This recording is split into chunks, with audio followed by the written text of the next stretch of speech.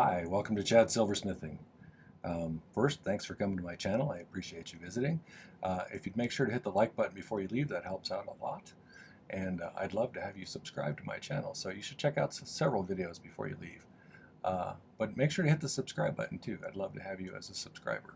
I have a new patron over at Patreon, so thank you, Dawn. I appreciate your becoming one of my patrons, and it's support of people like you who keep me able to do this kind of thing. So thank you for that. I appreciate it. If you're interested in Patreon or supporting me by buying me a coffee, there's links for both of those in the description of the video. And some of the cool things we're doing over at Patreon, I'm putting up some exclusive videos over there, and there's multiple tiers of membership and you get different privileges, so you might want to check that out. So here's a couple of projects that I've done over there. I'll have another one up next week. So that being said, thank you all for watching this, and let's get started on our project. Today I'm going to do something that I haven't done yet, in that I'm going to recover some material I covered when I first started this channel. My video editing skills have gotten better, and the way I have my camera set up is better, so I think it would be good of me to do a better produced as well as a video with more information regarding the different ways that you create findings for earrings, or whether they're hooks or posts or pass-throughs or whatever.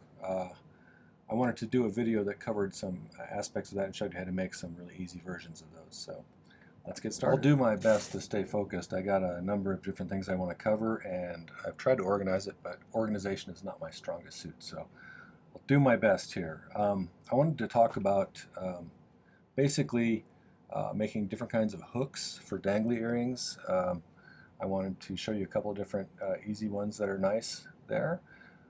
I also wanted to show you how to put on two different styles of posts, and then some different variety of ways to deal with hoop earrings. So we'll start with the hooks, and I'm going to show you how to make standard French wire and how to make what are called kidney ear wires, where they actually have a kind of a closure to keep them on your ear.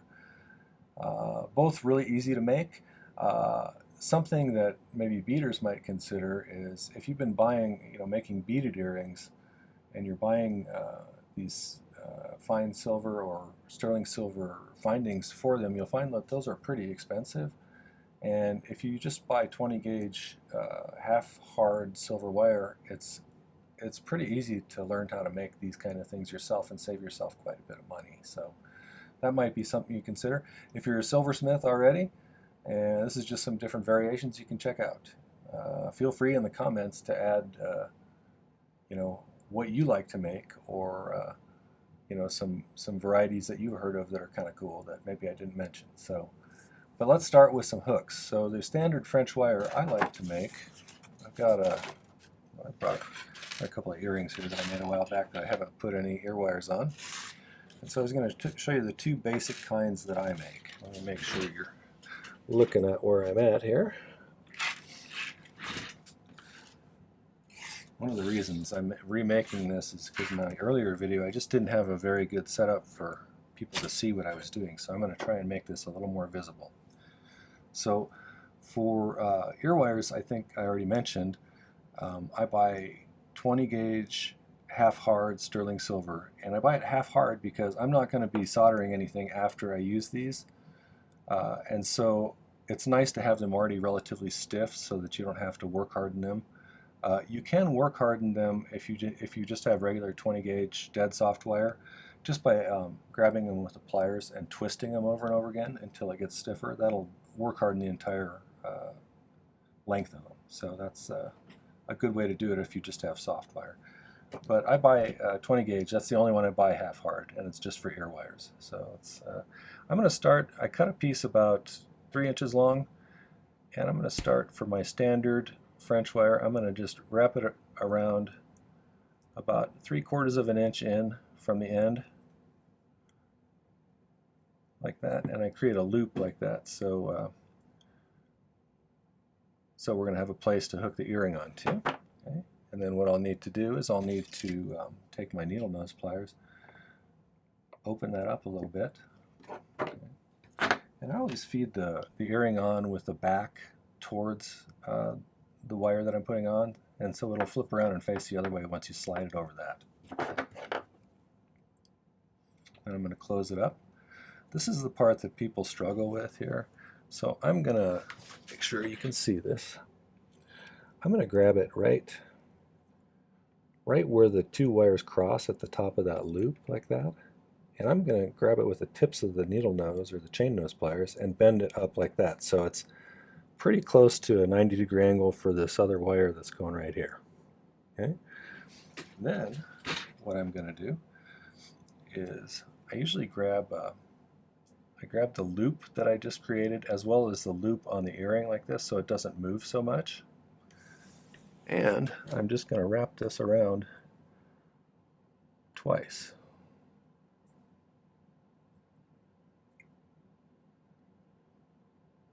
I usually end it so it's facing the back.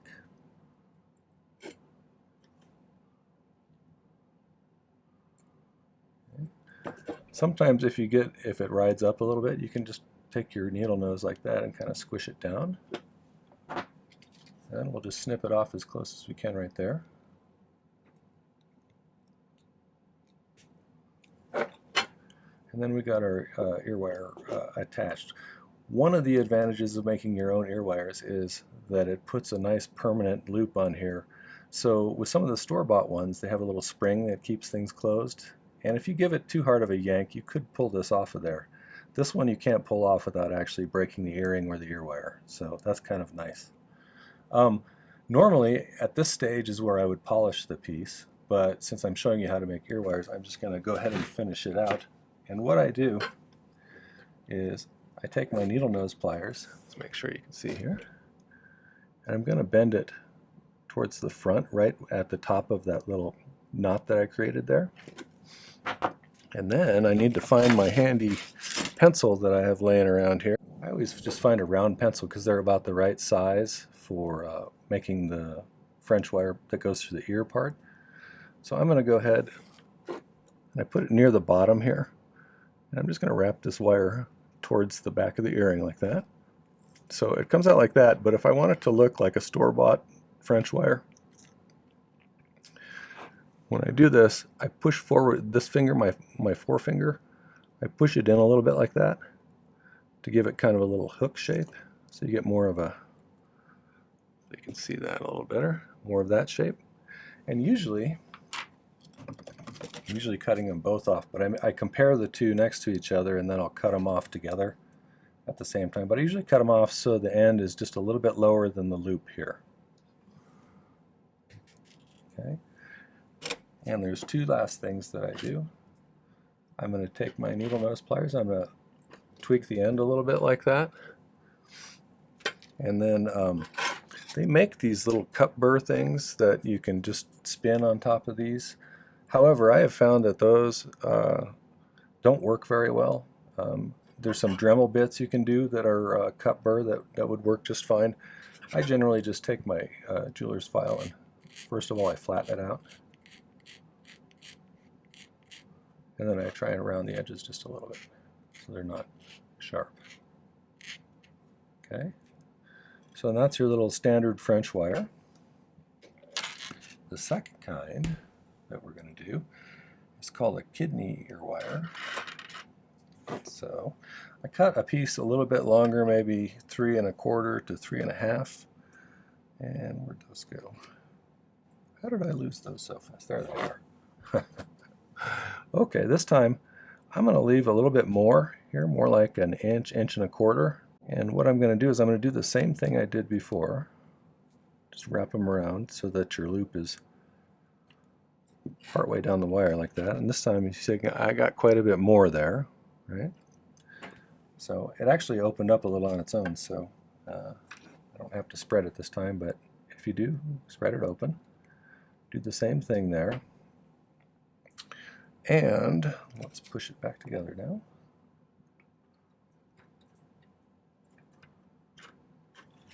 And then just like before, right at the top of that loop, I'm going to bend it up so it's like that. And then just grab it the same way I did before, wrap it around twice, just like we did before.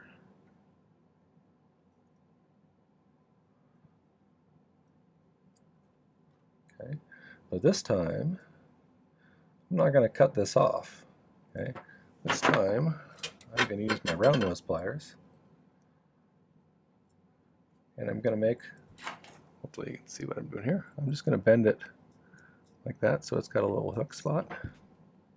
Okay. I'm going to cut that off. I can trim it to a different length if I need to in a minute, but right now I'm going to cut it off so it's out of the way. About even with that. Still going to bend them forward a little bit. And much like we did before, I'm going to bend this just like that. Okay. This time though, however, we have a little place where we can hook that on like that. And so you might need to make it a little smaller than this. And then of course we'd cut this off shorter and file it as well. But those are kind of nice too because you're a lot less likely to lose them. And you can adjust the, how easy it is to open and close those by how close together those are. You can see that. So that's a nice kidney wire, ear wire. So those are some ear wires you can do. There's other ear wires you can get too that are fancier. A lot of people like lever backs where it's actually got kind of a spring-loaded system, the thing that pops open and then snaps back. So you can buy those kind of things if you want. There's screw backs, which are really secure. It's hard to lose those ones because it's got some threads on your post. All right, so let's talk about posts, and I've got a couple of different examples here. I made one which is just standard what I usually do. Oh, sorry, before we do that, one other thing about these guys. If you want to get more movement from your earrings, these can have a tendency to get locked up around just the top of the ear wire like this. So if you throw an extra jump ring in there before you make these and make the circle on the bottom of these horizontal like that, you'll get quite a bit more movement on your earrings and they'll be less likely to get tangled up on the ear wire. So that's something you can do to improve movement. All right, now let's talk about posts. So I've got two different kinds here that I made to show you. This one is just the standard one where I've soldered it straight to the back of the bezel, and then I just used regular hard solder there. This one, if you want to make something that looks a little more finished and fancy, I popped a little disc out using my disc cutter of sterling and just soldered it on the back and then did the same thing I did with that one on top of it. It makes it look a little more like, I don't know, refined, finished a little bit more. So you can do that if you want to. And let me show you how to do both of those. So we'll do that next. To do this, mostly I just picked up these random bezels I've made that were sitting in the pile from unfinished projects that I've done in the past. And so I got a bezel made for a stone. I don't know which stone it was originally, and I got to periodically sort through my stuff and figure out what I have and what I don't have. Okay, so I did the plain one, and like I said before, I used 20 gauge half hard wire, but when you solder it onto something like this, it's going to take that work hardening back out of it, and so we'll need to work harden it again by twisting it. And so let me cut a couple of pieces here for posts. I always cut them a little bit longer than I'm going to need. One reason is that it gives you more to grab onto that you can twist, and the other is it gives you just some fudge room in case something goes wrong or whatever. Gives you more to hold on to with the tweezers too. Just file the ends flat. Okay, so let's just do the regular one to start with. Okay, so I cut a few little pieces of solder and put them on the pad there. My torch ready, and I'll flux both the the wire I have sticking out of this pair of tweezers, you'll see. I'm going to flux the back of this bezel. Let's make sure I'm in frame here. Okay, so the easiest way to get some solder on the wire is just to set it on top of a piece of solder and heat the wire a little bit.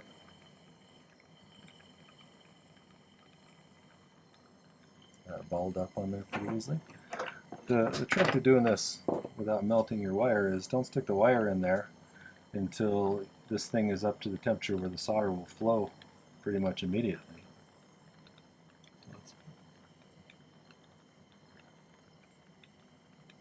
You want to hold it still while it cools. Then we can just throw it in the pickle and let it sit.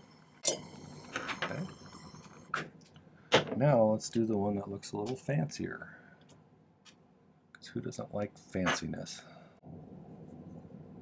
Okay.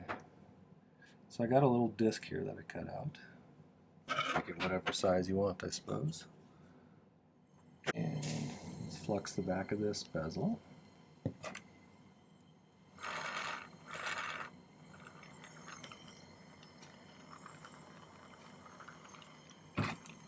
And I'm just going to set a little piece of solder on the back of this disc and melt it till it puddles. Okay. That's called sweat soldering if you've never done this before. Where you pre-melt some solder into a place where you need it to be. Okay, so now I'm just going to try and get that kind of in the center there.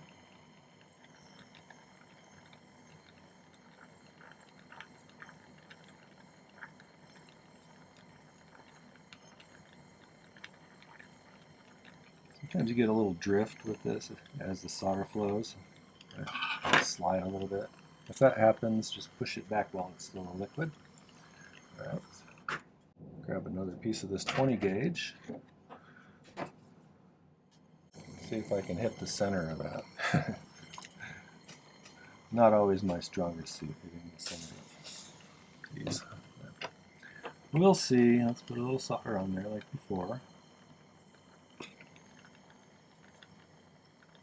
Again, don't stick the ear wire in there until it starts to get to the point where you can see the other solder starting to reflow.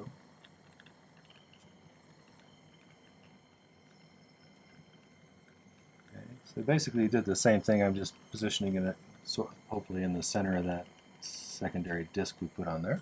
All right, throw that in the pickle. Okay, and here's the two that I did earlier so I could show you about work hardening it. So what I usually do is bend part of it over like that, and grab it with the pliers and then just twist it a few times. You don't want to get too overzealous, just enough to get it a little stiffer than it was again. So now we need to cut it off, and I usually use one of the previous ones I've made before. It's like 7/16 or let's see, millimeter wise, about a centimeter, maybe 11 millimeters. Somewhere in there is usually about how much I cut them off. So if I use one of my previously made ones as a guide, I keep them pretty consistent.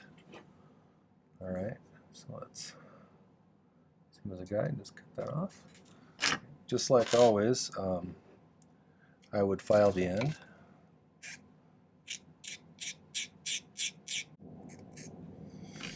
The last thing that I usually do is with my wire cutters.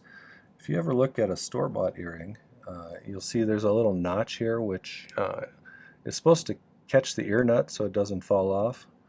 And you can cut a little notch like that if you kind of gently squeeze with your wire cutters and just spin the thing a bit. Don't squeeze too hard or you'll cut into it, but you can make a little notch there that an ear nut will catch on.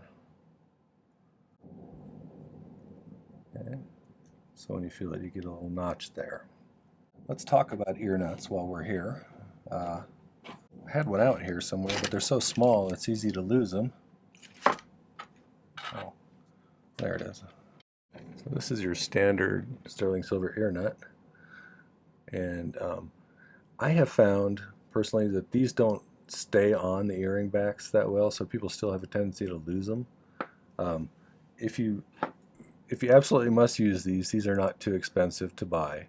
If you're a real go-getter and want to do the tiniest details about things, if you wanted to make one, that's basically what the little tiny piece of thin sheet would look like as your template.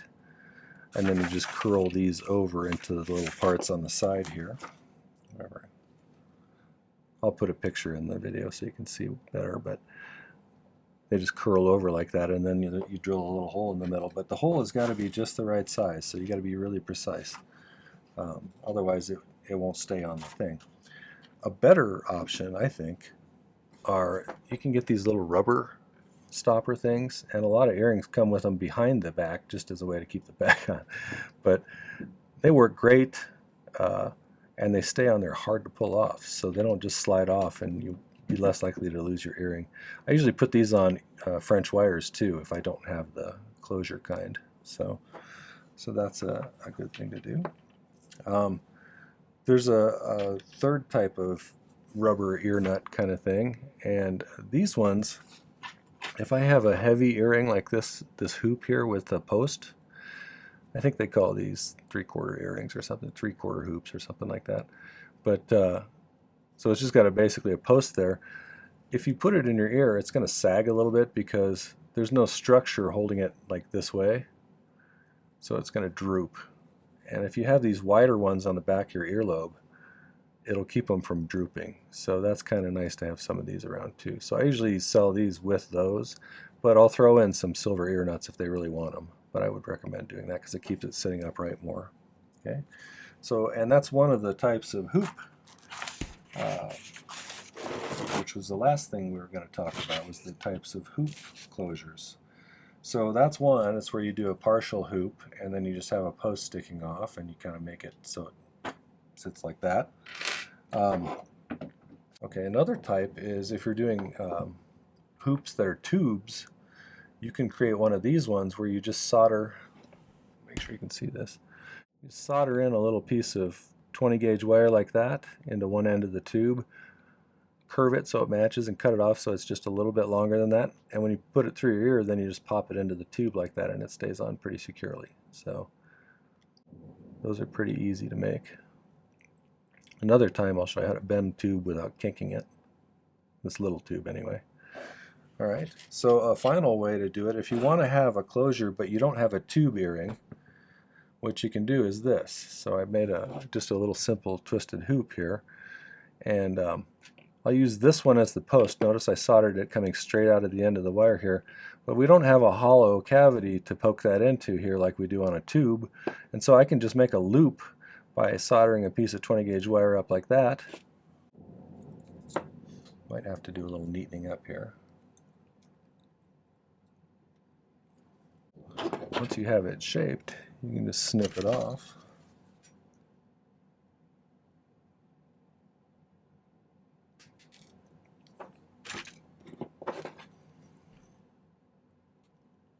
See, it sticks up. I didn't make that very round this time, but spend more time making it round than I did. All right, so, and this one, just like before, we need to twist it to work harden it a little bit so it stays nice and stiff.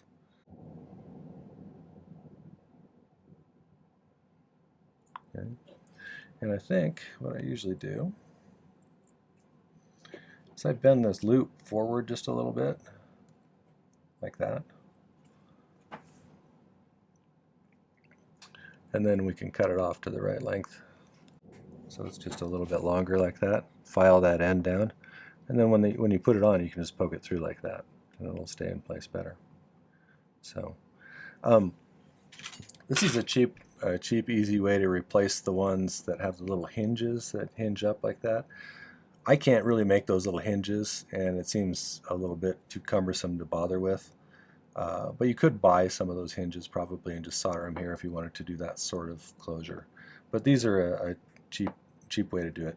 These are probably a little harder to put on, but you don't have to deal with a little hinge thing then. So a final kind of, this is kind of harkening back to the ear wire thing. because it creates more of a dangle. But you can take a piece of 20 gauge wire, and I have a bezel here, and what I did was I just made it, well, first off, I used my, well, let's just do it. Got a piece of wire a little bit longer than I figure would probably need for this. File the end here. I'm going to make a loop like that. And then I'm going to bend it upwards like that. So I soldered it down to the back like that. And then, get your handy pencil again. Well, actually, probably what I would do is I would do some work hardening on this one too, because it's gotten a little soft probably. So let's twist that a few times. Okay, that's getting pretty stiff. Now we take the trusty pencil.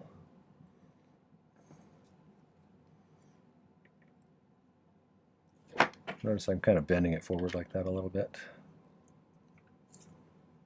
I think I made it a little bit too tall.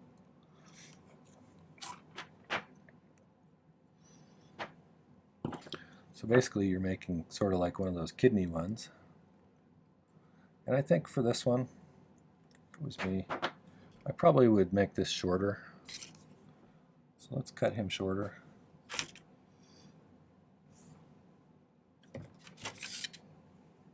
File it down a little bit on the end so it's not sharp. This is my round nose pliers. We'll just make him a little bit of a shorter loop. It's a little closer into the earring.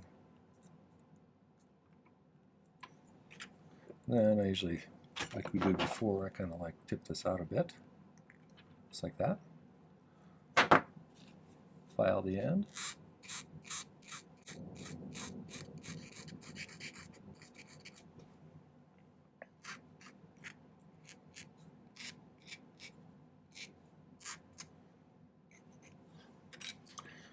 And you can just hook it like that.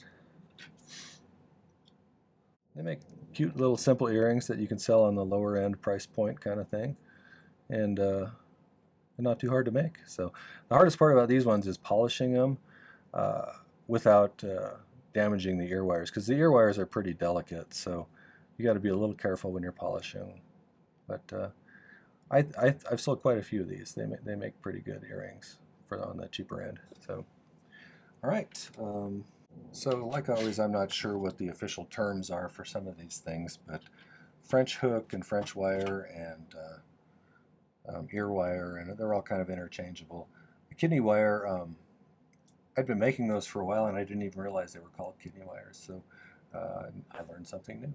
But these other ones may have names too, I just don't know what they are. So if anybody knows what the names of them are, put them in the comments, I'm curious. So hopefully this was useful to you and enjoyable, and we'll see you next time. Right, that was the video regarding how to make and the various kinds of closures for earrings.